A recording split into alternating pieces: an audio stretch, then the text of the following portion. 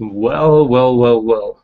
We are live, and I was mesmerized on my script.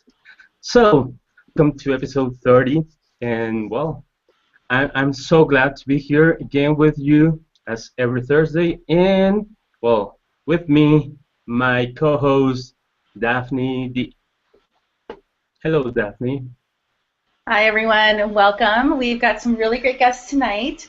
We have Daedalus Quarantados from Barcelona, Spain, and Tom Hughes from New York City. We have the Q&A tool enabled for tonight's broadcast, and we see that quite a few of you have taken advantage of that, so please continue on. Those of you who haven't yet, submit your questions through the show by marking @ and the person that you would like to ask, and we'll hope to ask that on there. Also, if you know someone who'd make a great guest, submit their information to us on bit.ly/bts_guest. Finally, you can watch past episodes and subscribe to our channel at youtube.com/behindthescanner. And now we're ready to get started. So you already introduced our first guest. He's Daedalus Quarantados from Spain, and I lost myself in the script. Oh, there it is. Sorry. He's from Barcelona. He's from Barcelona, and welcome. Hello. Hola, Daedalus. Hola. Welcome to the show. And I know you are early bird, but it is really early. What time is there? It's 3 o'clock in the morning. Really? I don't know. Quite early. So, are you waking up, or have you just been up and stayed up? Well, I stayed up. I went for a nice burger, and then I came back, and I've just been doing some Darsana stuff until now. Probably your normal work hours anyway. All right. Well, normally when you're not anomaly planning, I have to ask, since you are from Barcelona, is the food as magical as they say? Well, the food is amazing, and one of the most important things for Barcelona is that we have one restaurant from each country around the world. So that's really amazing thing in Barcelona. Okay, so then I have to ask then, what's representative of Mexico and what's representative for the United States? From Mexico? Which restaurants are representatives for those two places? Yeah, you said you had representatives from all the different countries? Well, for Mexico, I would say there's a restaurant that I've been that I really love. It's called El Rincón Maya, where you can have a really nice margaritas, and also lots of different kinds of, for example, leche frita, totopos, enchiladas, and different typical Mexican meals. And for USA, I'm not pretty sure, but I'm sure you can find corned beef somewhere. You have McDonald's. Yeah, I know. Please don't say McDonald's. So, how did you choose your very memorable agent name? Does the 42 mean Tom Panic or something else? Well, I like the Hitchhiker Guide, and one of the main parts of this book, it's this question. What's the question for life, universe, and everything? And the answer is 42. So true. Very true. Okay, and how long have you been playing Ingress, and how did you find about the game? Well, I've been playing now for 1 year and 3 months, more or less. Okay. And how did you find Find out about about. the game? What? How did you find about the game? Well, so long, I think that the game is really cool. That's why I started playing it, because before being able to play, I had an iPhone, but I knew about the game. So I was really eager to put my hands on an Android and being able to play. So I think that the game is really amazing because it takes the player outside of their coaches and their houses. So you get to the street, you play around your city or other cities, and you get to do exercise, meet people, and that's something really special. Yeah, true. And what would you say is the craziest thing you've done while playing Ingress? Uh, Well, I've traveled to several cities, but maybe the craziest thing I did once was to get into a Roman archaeological excavation, like around this time at night, but it was for the uniques. So, I'll have to ask that later. Okay. Just say that one thing you enjoy doing in English is creating missions. Do you have any that you are most proud of, and what is the special about it? well, creating missions is pretty hard because when they told me you'll be a mission creator, I thought, okay, I have all these cool ideas, and I made a list, and it was like more than 60, 70 possible missions. But then when I got my hands into the tool, it was like, okay, I won't be able to do that, and nor that also, that will be impossible, that's blah, blah, blah, blah. So in the end, I end up doing 15 of those missions, and so far I created 44. And one of my favorite ones, it's the one that's in my hometown. It's pretty small, and it has a really different areas, and the waypoints are hidden. So to get to the next portal, you have to read a clue and then understand where the next portal will be.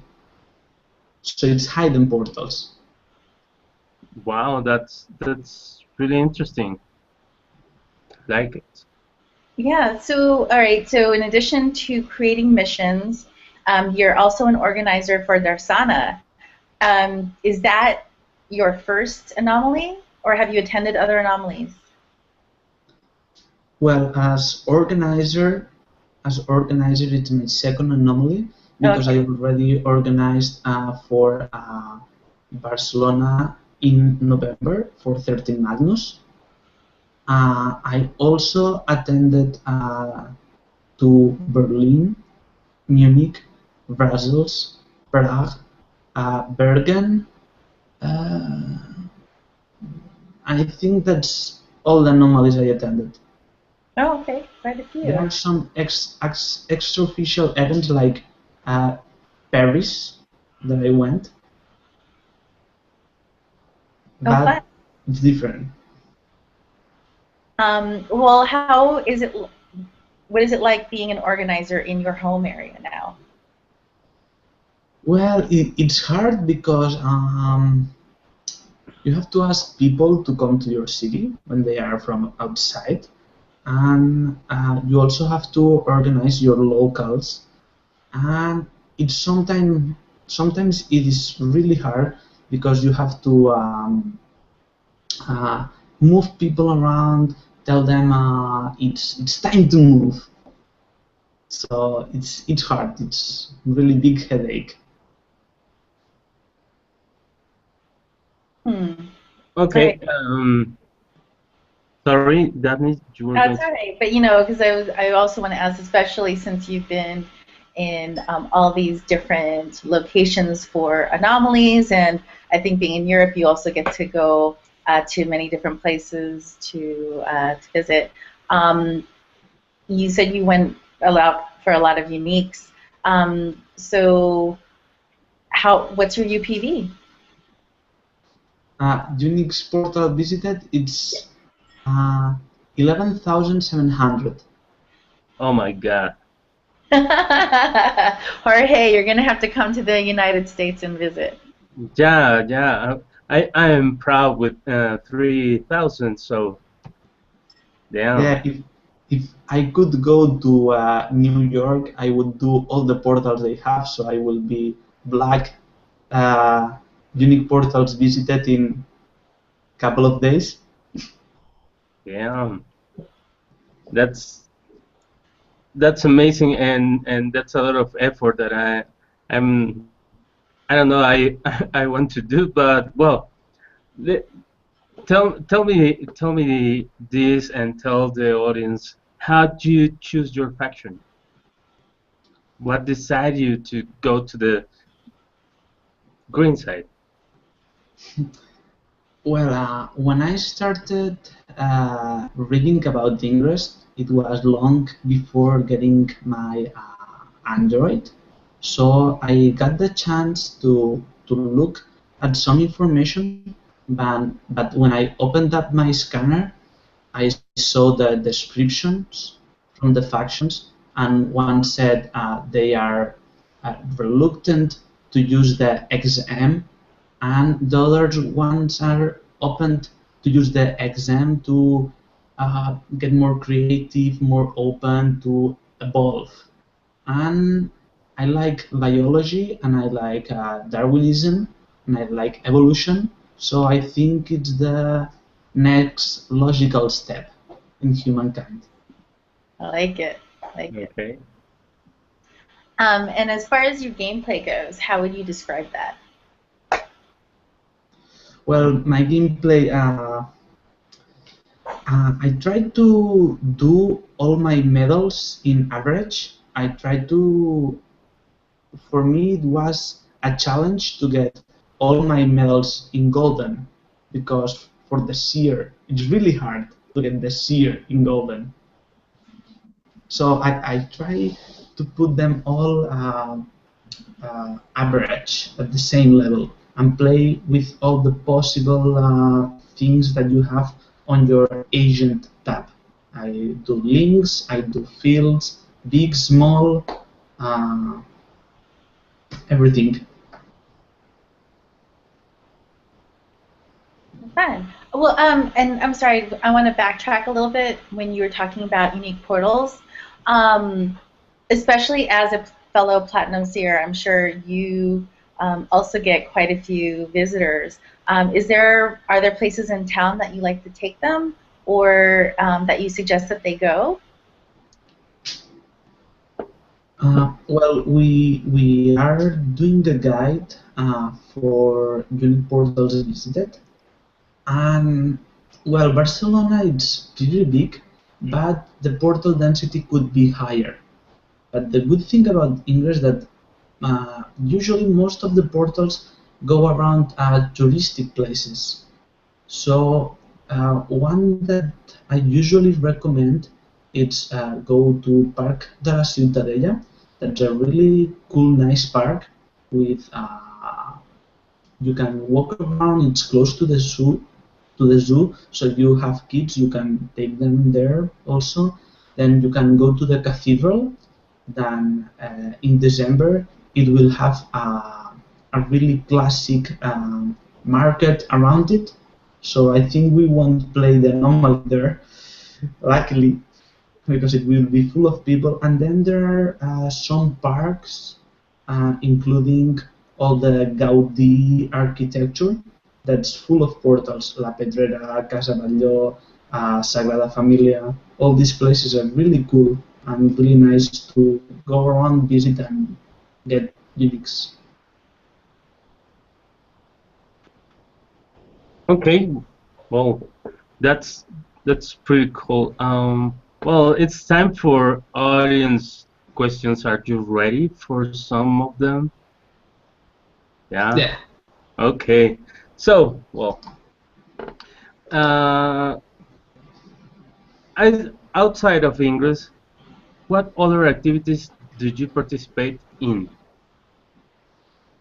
Well,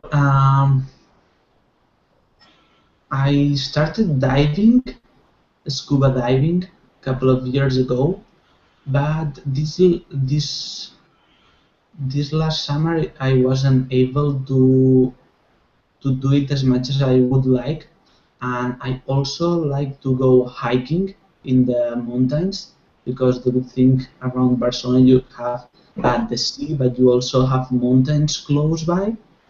So I really like go hiking and in the forest, walking and all that stuff. Being closer to nature. Okay.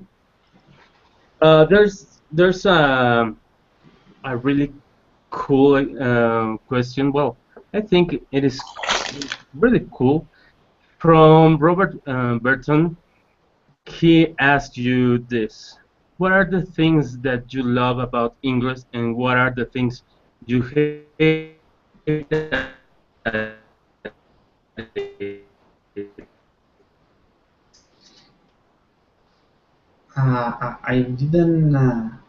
I didn't get the all the complete question, but I can see it. So the things I love about English is that you get. Let's say you would be replacing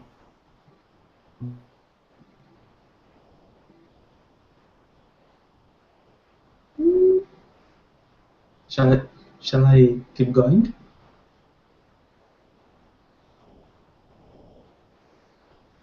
So the things that I What love. about Ingress, and what are the things you hate about it? Like if you're replacing Brian Rose, what features would you implement in the game right away?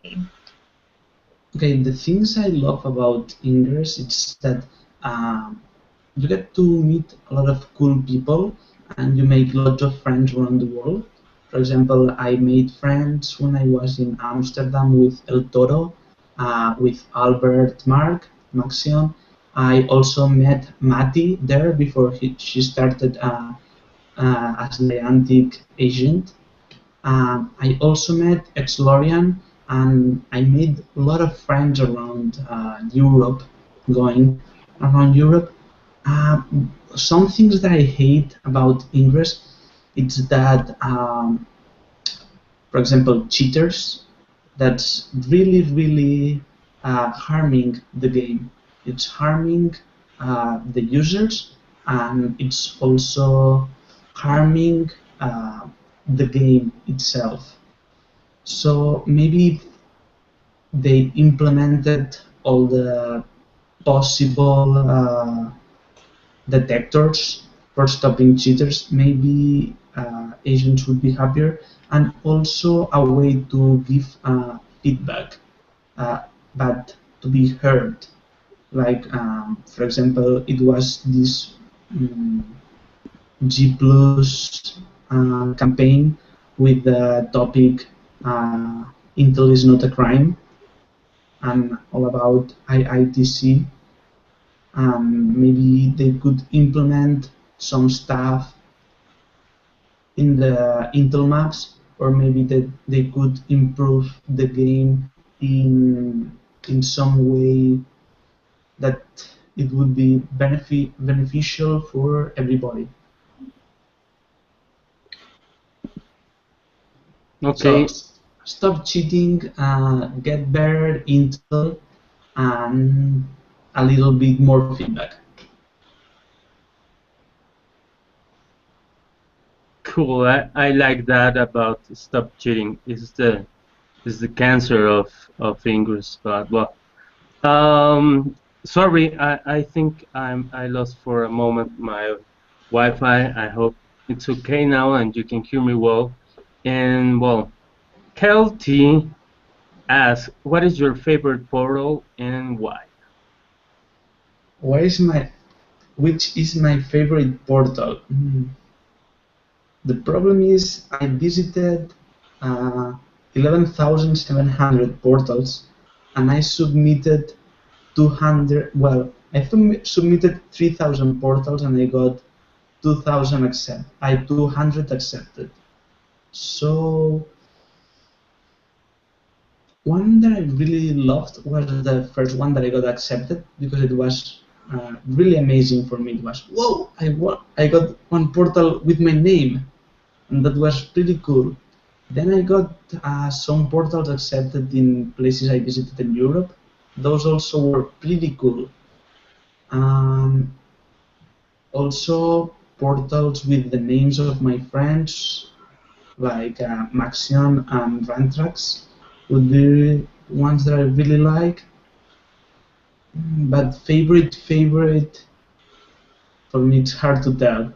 They are all special. I can understand that. All right. Well, Daedalus, if you've seen past episodes, you may know that we give our guests like 30 to 60 seconds to say anything that they want or share anything that they want while they're on the air. So is there anything at all that you'd like to share with the audience tonight? Well, I would like to share with everybody that we are preparing Darsana for Barcelona. We are doing our best effort to bring Asians or help, and also I like to tell people that cheating is not good, everything like that, and that they keep enjoying Behind the Scanner. That's a really good show, and just keep it up, uh, keep moving, keep playing, have fun. Great. Thank you so much. I really wish I could go to Barcelona and play myself, but unfortunately my sister's graduating that weekend.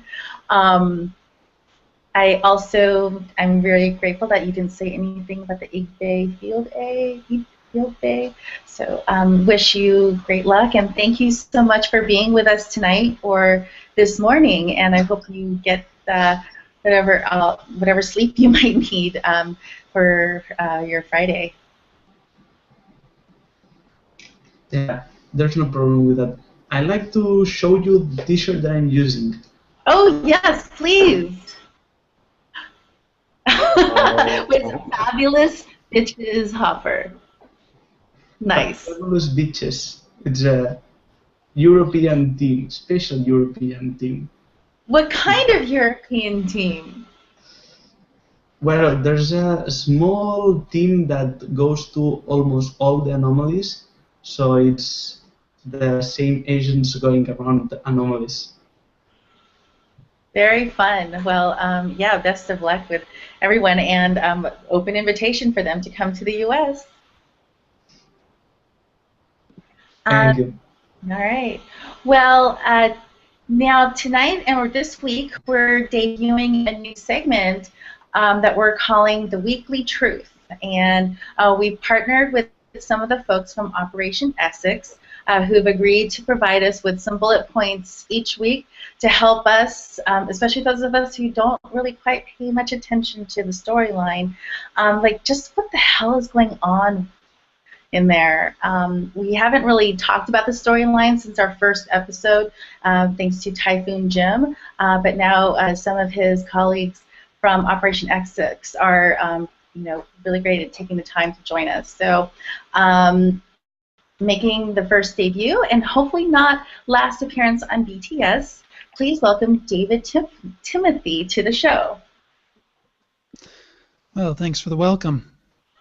Thanks so much for being here. All right, so what the heck is going on? Well, there's a lot going on right now, actually. Let me pull up a screen share here, and let's just dig into it.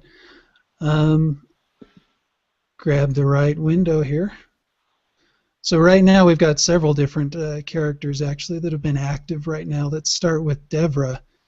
Right now, Devra, we see her post from her back on November 17th, where she popped up in Shanghai. That was actually revealed by the Niantic project, and then actually was revealed by Felicia, wasn't it? Yeah, actually. Mm-hmm. It was revealed by Felicia, and then Devra had to do a quick, yeah, I am in Shanghai, and I'm going to be open with you, when she actually wasn't. So a lot of us are wondering what her true intentions are. She got caught in a bit of a trap, according to the post from Felicia, that she had a deal with Nee that doesn't seem to quite turned out the way she expected it to. Nee was expecting her to hand over her vaccine, apparently, her portal virus, one or the other. I don't think the post was clear which one, but she wasn't quite ready to hand that over, and so we're left with a cliffhanger there. Hank, on the other hand, the last thing we heard directly from him was that he was being hunted by multiple forces. Now, we've seen other drops that indicated that maybe he was hurt in this exchange. Some people even believe he was killed, but I'll believe it when I see it. That guy has a tendency to bounce back. We'll talk more about him in just a minute. Oliver Linton Wolf surfaced in Wunsdorf. Excuse the pronunciation if I butchered it. Germany. And that actually took us a minute to figure out why exactly that was important. We went through several different comments here on his post before we finally figured out back on the Niantic project post that referenced this, that he was actually in Wunsdorf, because that is where Devra met with Ilya from Visur. So that implies that Oliver's beginning to work with Visur, which is actually pretty interesting, because he's bounced back and forth between different companies, and he never seems to quite make friends whenever he shows up somewhere.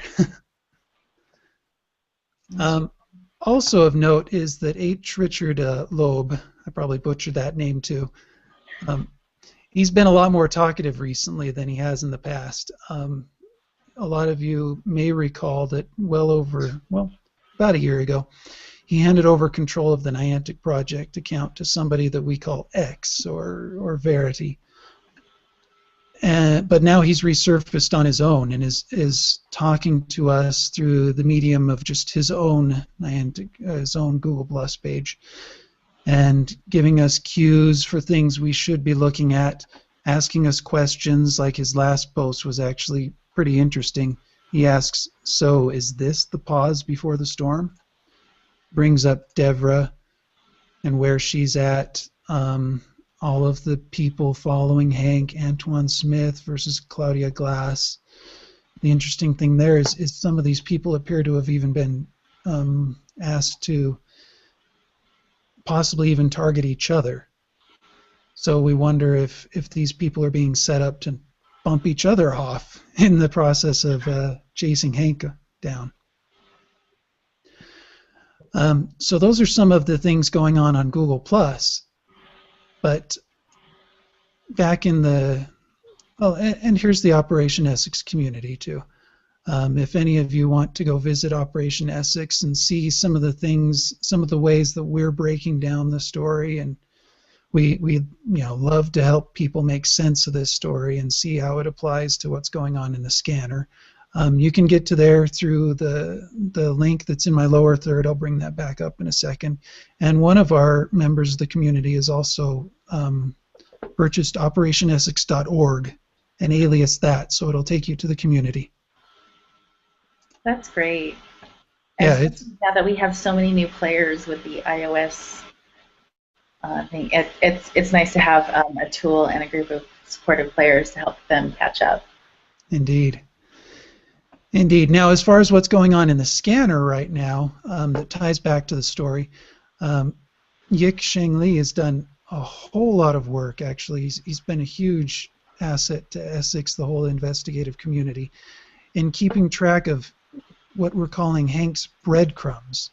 Now, these are little tidbits that Hank has left in media hacks that can be hacked in certain portals around the world. And these little tidbits, some of them are videos, some of them are pictures, and they're little breadcrumbs that Hank has left throughout the world in order to jog his own memory as he comes back after this recursion that happened to him a few months ago. You remember he lost all of his memory back to 2010. He remembers everything that happened before October 2010, but everything between October 2010 and his recursion earlier this year was lost to him. So these breadcrumbs are helping jog his memory and helping him make certain connections. So they're in locations all around the world. We've got Rome, we've got London, Germany, Switzerland. So and Operation Essex is the best place, I think, to come and follow up on these breadcrumbs and where they can be found. Maritime Museum in San Francisco.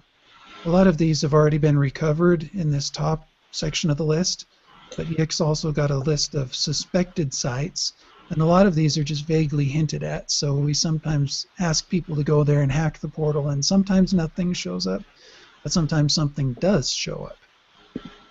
And it's usually a very interesting media drop, which gives us a part of Hank's story and Hank's history. So we've got the breadcrumbs, and then the other thing, this is actually really interesting, is the truth seeker missions that have been popping up in anomaly sites around the world. There's been one found in New Orleans, Virginia Beach so far, Santo Domingo, Dominican Republic, and there was one found at the William Wallace statue too. Some of them have been found in anomaly places, some of them have been found in places where Klue and Ada have previously been.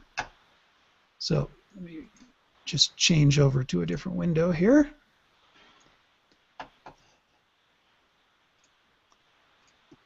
I'll show you what some of these look like here. This one is a Klue Ada intercept mission that was created by mysterious Agent Sagard. And so far all the ones that we've seen have been created either by Agent Sagard or Agent Investigator X. And the newer ones appear to be created by Investigator X, which is a mysterious level 1 account with only 1331 AP.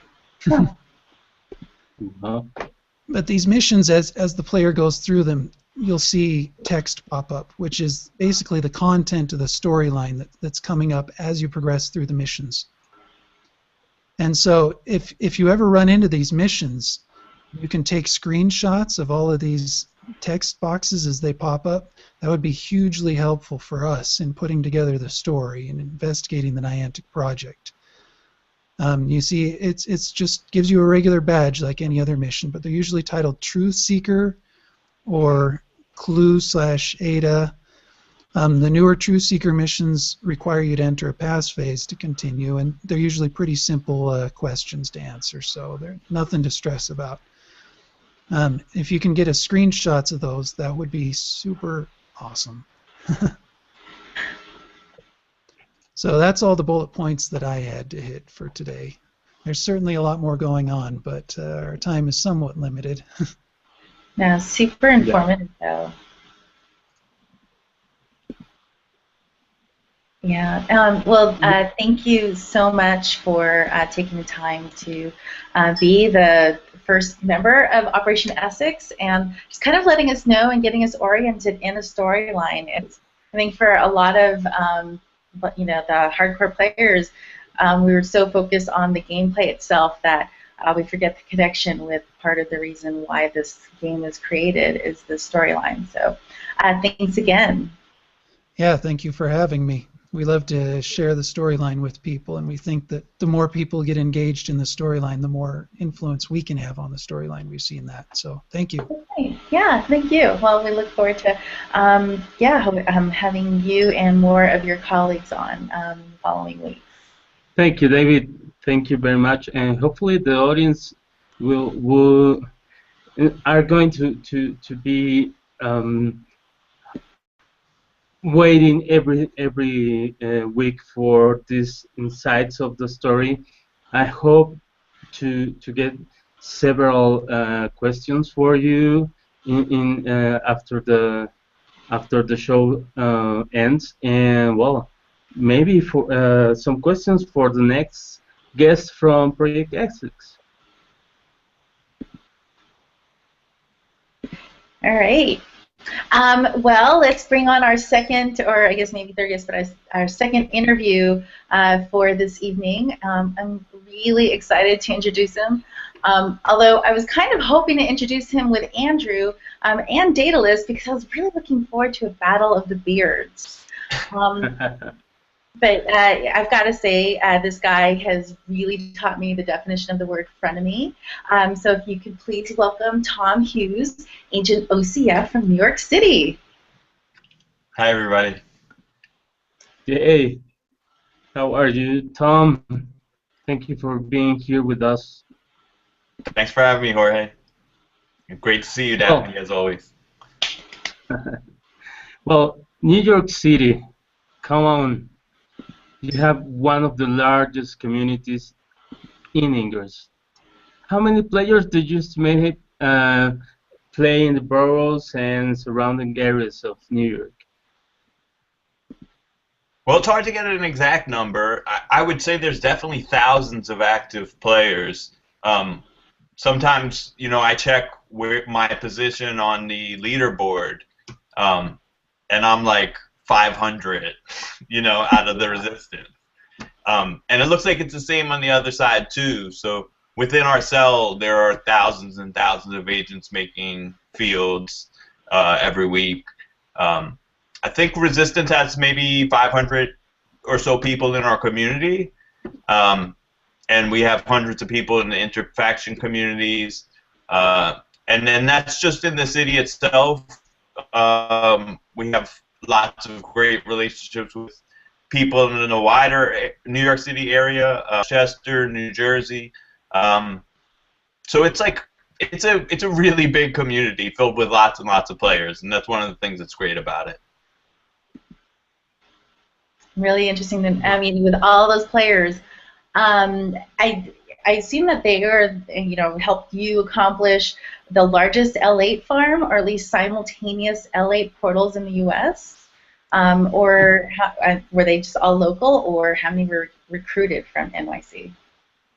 I think we had about 100 people involved with that, and there was about 80 locals, and then we had some visitors help us out too.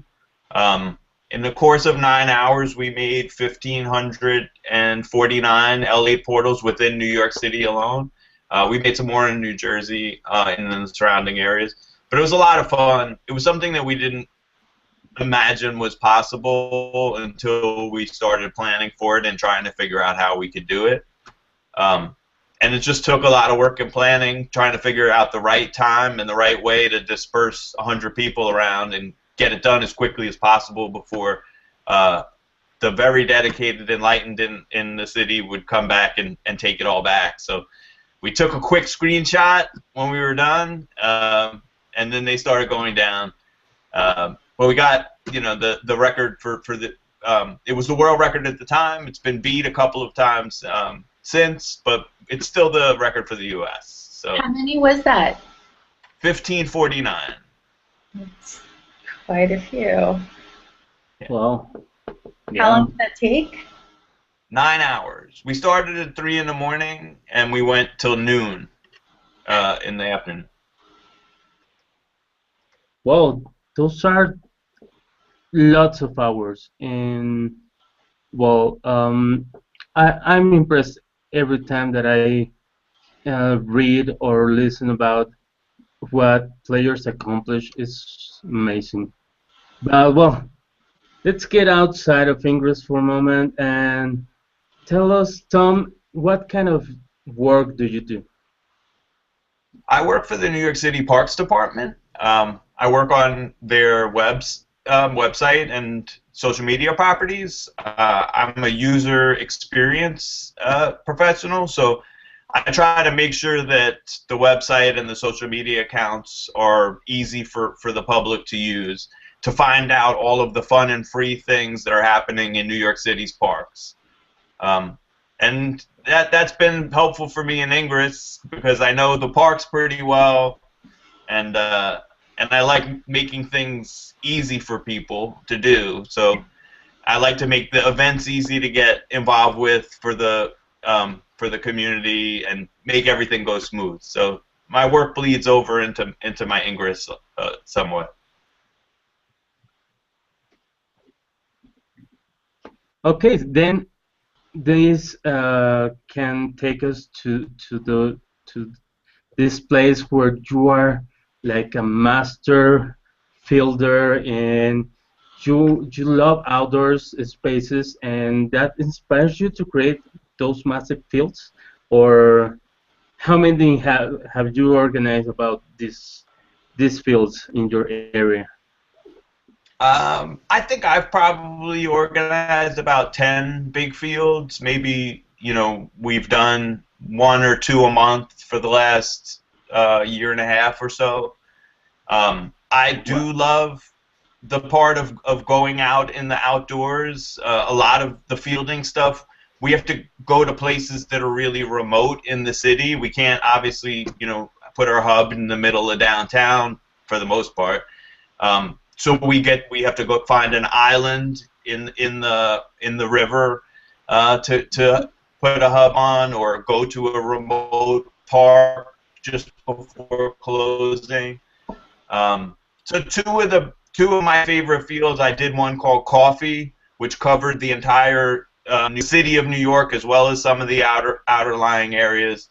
It was 5 layers, each 5 million MU, and one of the hubs was on a beach. One of them was like right on the water side, and so it's great to go to one of those areas. Another one was an operation called Fire, where we focused on Manhattan, but we did 14 layers. Each one was about 1 million MU, 1.2 million MU, 20 million MU total. And I think that had a hub on an island. We like taking boats to islands if we can get a boat, or making the hubs as hard to get to as possible. So I really love fielding and getting to out of the way areas. Yeah, all right. I'm not going to ask your stats. Forget all that MU. I'm going to have to ask. One thing I would say. Go ahead. So out of all the fields I've planned, I think I've only closed 1. I think most of the time I do clearing or intel. So my stats aren't bad because we've done some big fields, but we really try to spread out the ability to close for everybody. So I think New York City Resistance might have the most number of players that are MU millionaires as we call them. We have about 20 agents that have closed fields over 1 million MU. Wow. That's really cool, and that's really cool you guys share all that.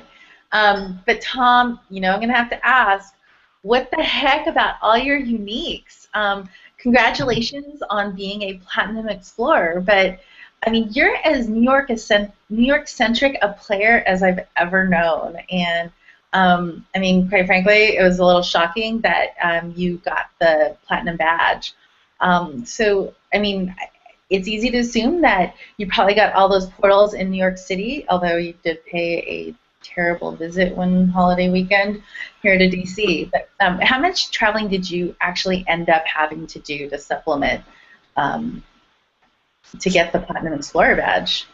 So out of the 10,000 uniques, I got about 9,000 in New York City, and then I got the only 3 other places I went to: DC. I had a great visit with you. I got a bunch in Philly, which is about 2 hours away from New York City, and I visited Gettysburg, which is a beautiful place to visit. Also not that far away, but I work a lot, and I am definitely like a New York City person. So I've covered every inch of the city, and it was tough to get the uniques, but with people keep on submitting portals.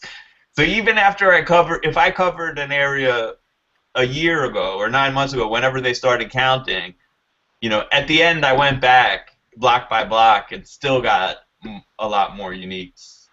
I mean, there's probably 20,000 portals in New York City. I've probably still only seen, like 40% or 50%. So I'm still looking forward to getting the rest. Nice. Okay. Hunters, go visit Tom in New York City. All right, but just curious, before Ingress, did you travel much outside of the city? I like going on road trips when the time allows. Usually, I go somewhere every Christmas over to New Year's. So, I go with family, and there's not a lot of time to play Ingress. It's like holiday family time, and I can't really get the scanner out and say leave everybody. So I've done a lot of trips up and down the East Coast and the West Coast both prior to Ingress and during Ingress, but not. I don't see that really affecting my unique count in the future. Well, I'm a player that I'm really low about my UPB. I have a really low MU count. So I don't care about all that. I know you are amazing, and I envy you really. But what I want to know, and I want you to tell us about, is Calvin McShard. What the hell with him? Calvin McShard is one of my favorite people, except he's not a person. Calvin McShard is an artifact that New York City Resistance adopted. Wait. I saw that Ingress Obsessed video. I saw Calvin McShard being interviewed as... Well, no, that's an imposter. That's just a player that stole Calvin's name. Oh, secret.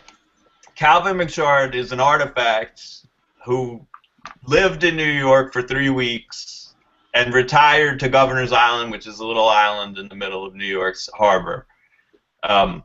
We wanted to have some fun with an artifact. We could have, just sent him away, but we thought it would be more fun to hold him for 3 weeks and move him around and get in some battles with the local Enlightened who were trying to steal him and send him away. But we kept him for 3 weeks. You can check him out. He has a G+ account where he recounted his stay in New York City. And then we did a big op, which was featured on Ingress Obsessed, where we built over 1,300 links to a single portal. And he was the cherry on the top of that op, because we sent the artifact to the center of a portal that had, I think it was 327 links coming off of it. So it made a nice finale to both the artifact, because he got locked in place on that same island, and the star op. So it was a lot of fun hanging out with Calvin McShard. He seemed to like Brooklyn quite a bit too. Yeah, he wanted to stay near friends, and he really likes good coffee and organic food. I can see that. All right, so I mean, you were talking about the shards and Governor's Island, and you and I both, but you guys have definitely had some history with shards and Governor's Island. Any particular? I mean, we could probably fill an entire show with some of your stories, tales, and missions that have happened there. But is there any particular missions that may stick out? Well, a year ago we got a shard, which they're now calling artifacts, and we wanted to hold them on Governor's Island, hold that shard on Governor's Island, as a stopover point to move them out of New York City. Niantic was sort of just developing the rules around that the movement of shards, artifacts, and he got stolen from us by Niantic. But you know, we decided not to play, not to continue playing that shard thing. But we've done so many ops on Governor's Island since, and both teams have had a lot of fun battles. It's a great place to play. It is mostly just open to the public during the summer season, but there's a lot of special access, or not special access. There's a lot of public access over the winter season there over the land for events and stuff. So part of the fun is finding out about those things and getting on when you think everybody else doesn't know that they can get on. So it's a great place to visit. If you visit New York City, connect with the Resistance or the Enlightened, and we'll try to help you figure out how to get you over there. Fun. Yeah, in fact, how did you figure? In fact, if I remember, the first time any Ingress activity happened on Governor's Island, was it you, or might have been one of your teammates that didn't even know about Governor's Island? How did you figure out where it was and how to get there? Oh no, I had been for a couple of years. By the time it had opened, by the time Ingress was available and the island had opened for this season, we had told everybody about it. The opening day, we had a huge battle with dozens of agents on it. But there are some secret programs that are going on that maybe only a few people know about. Secrets, all your secrets. All right. When we first met, you were quite the farm killer. In fact, I think that is actually how we met. And as we've now learned tonight, that you're also quite a fielder, an event organizer, an explorer, and but you're also a marathon ingresser. I mean, not only did you do like some of these big ops at 3 in the morning, but you've even done. What's the longest op you've done? I mean, I know it's been more than 24 hours, right? Yeah, we did 2 marathon events. I think one of them was 26 hours.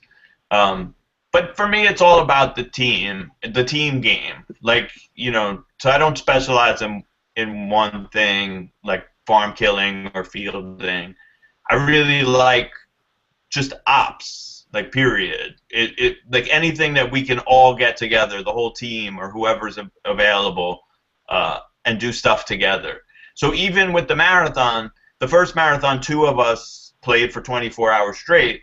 But over that 24 hours, we met up with 20 different agents who did different parts of it with us. If you think of like a running marathon, but like where people could just jump in and do a 10K with you and talk to you, it makes it a lot more fun. So then the second marathon, we had 5 people that did the whole marathon. But again, dozens of agents came along for the ride for part of it that they could do. So it's just a great team effort. And I feel like, the field ops and the really big ops, like the 1,500 L8 portals that we built and the Megastar that we built, where you can get 90 agents together all doing, a gigantic op. It's like the most fun for me.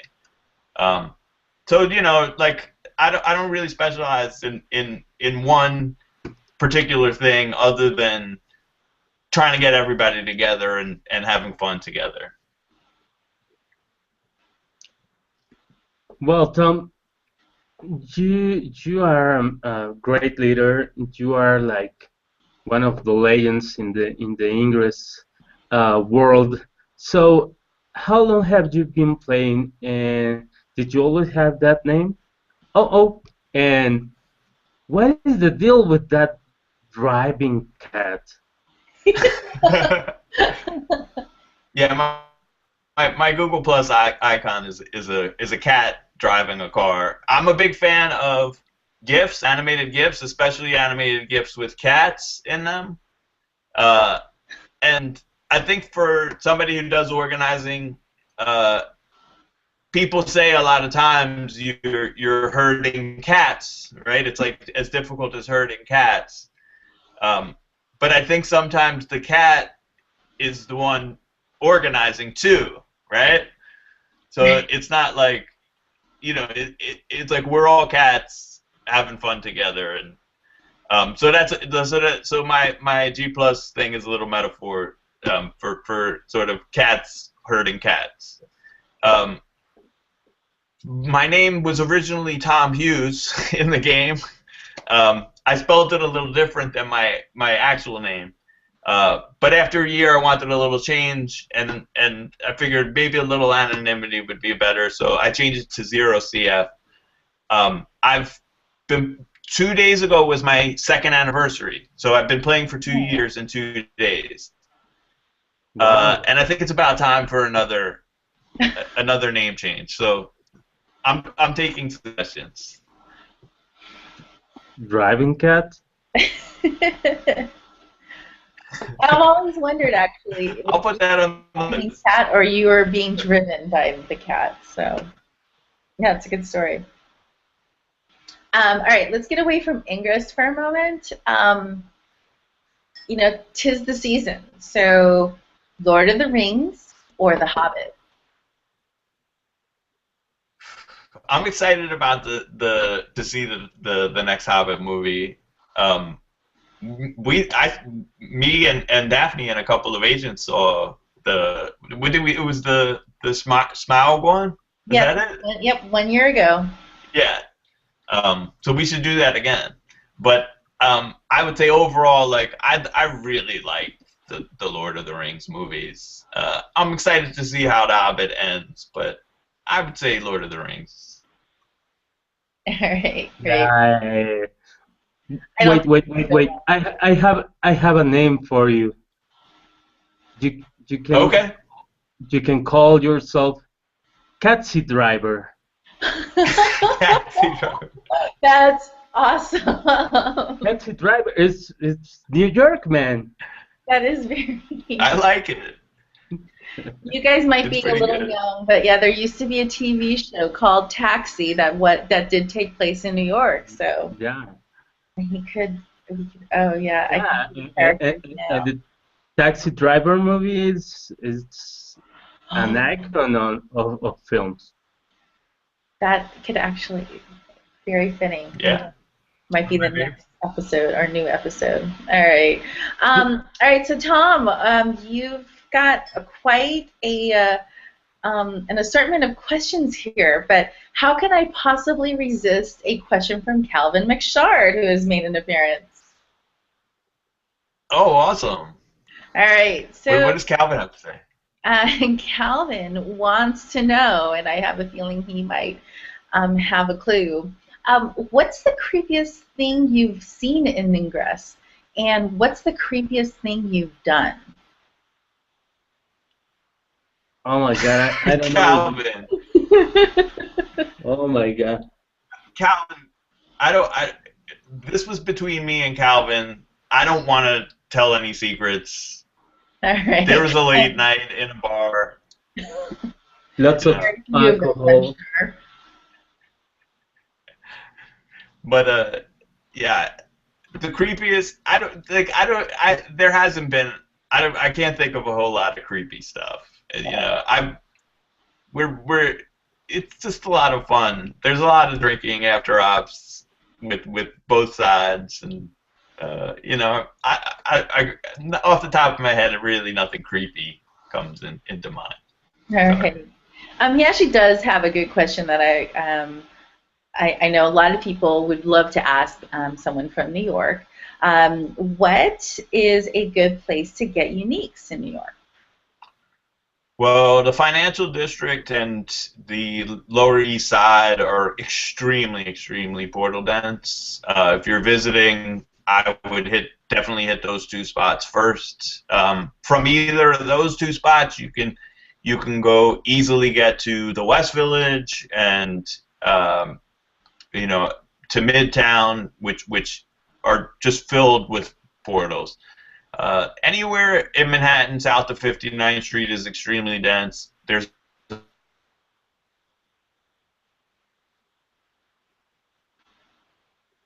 Did Tom freeze, or is it just me? Yeah, Tom freeze. All right. Well, as Tom was. Oh, Tom, are you back?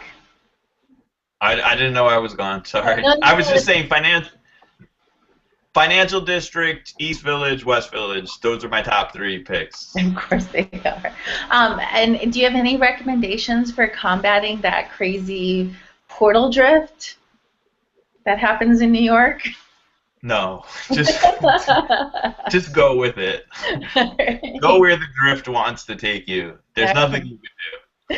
Okay, and one of our co-hosts, or at least occasional co-hosts, Kelly Colton, she's curious to know, has Agent RB Fly of Ingress Obsessed changed the way NYC Resistance approaches ops? I mean, we saw that you guys made her wear a wig during that episode. Well, that was a big change. We usually don't have to have our agents go incognito. Not that many of them are recognizable to a huge audience. No, not at all. But I would say that, you know, like a lot of other players, Rebecca's RB Fly is a great addition to the team, and goes along with our craziness, and we're open to ideas from anybody for ops, and anyone can just run an op, and we'll give them support and our knowledge. So, you know, I think she's come, you know, onto our wavelength and has become a great part of the team. Yeah. Pretty cool. Well, Tom, any recommendations on fostering such a motivated and cohesive community? And well, how about a cohesive cross-faction one? Yeah, but they each have their challenges. I think one of the challenges with your own faction creating a great cohesive team is you have to balance secrecy with getting everybody involved, right? Like new people join and you don't know anything about them. So I've seen some cities sort of put people at arm's distance for a while, but I really believe in a welcoming, open community, and trying really hard to get everyone involved with everything you're doing. The other thing I really strongly believe in is erasing like divisions between different areas. Like I feel like in New York City we have a citywide team, and people will go from one neighborhood to another neighborhood to help people out. So, you know, we do a lot of local organizing, but we're one big team, and we try to erase any differences between people, so that we're all working together for one goal. With cross-faction, it's hard to get on the same wavelength of people because you're not in the same communities, you're not in the same hangouts. But I think in New York we've created a lot of fun cross-faction hangouts and a community, and we do a lot of events to get together and erase those differences so that you see that the person playing on the other side is playing the same game as you, and the differences between the teams, you know, philosophically is really just a storyline thing. Everybody's playing the same game. Most people are playing for the same reason, to have a lot of fun. And the more that we can get together and meet each other, the better. We've done a couple of really cool cross-faction ops in New York City. The people in the Bronx section of New York organized the biggest cross-faction star that's been done in the world. They got two portals right next to each other, and we agents throughout the city, all of the agents in the Bronx sent over, I think it was 1,000, 2,000, 1,600 links, I believe it was 1,600 links to these two portals. That was a fun op. In Brooklyn, we did 15 layered fields where the first layer was green, the second layer was blue, and so on. So we do a lot of fun ops. We're working on some field art stuff. The more chances that we can get to get the two teams together and having fun, the more that we can see that the differences are mostly in people's head. The way to say it. It's amazing that the way you handle such a big community. All my respects for you, man. Thank you. Absolutely. Well, there's a lot of people. There's a lot of people involved. There are many people involved. I know. Well, Tom, it's your time for your 30-second wrap. So, you have it on 3, 2, go. Probably won't use the whole 30 seconds. Thanks to you guys for having me. It's a complete honor to be on the show. And big shout out to all the New York City Resistance folks and to the New York City Enlightened folks. We have a tremendous amount of fun here. Thanks for making it a fun game. Thanks, bye, guys. Awesome. Thanks so much, Tom. It was great to finally have you on the show. And also, just kind of off-show topic, I just want to give a hearty congratulations to a couple of our now level 16 players who just got married today, Signifying Monkey and Cloudbreaker RD. Congratulations. And looking forward to lots of farming, cross farming, or I don't know, whatever you're going to be doing for your honeymooning. Congratulations, and yeah, look forward to celebrating some more. Well, and congratulations, and well, that is all for this week, guys. Thank you very much for watching. Yeah, and everybody, join us next week. Have a great one, and happy hacking. Happy hacking. Happy hacking. Bye. Good night.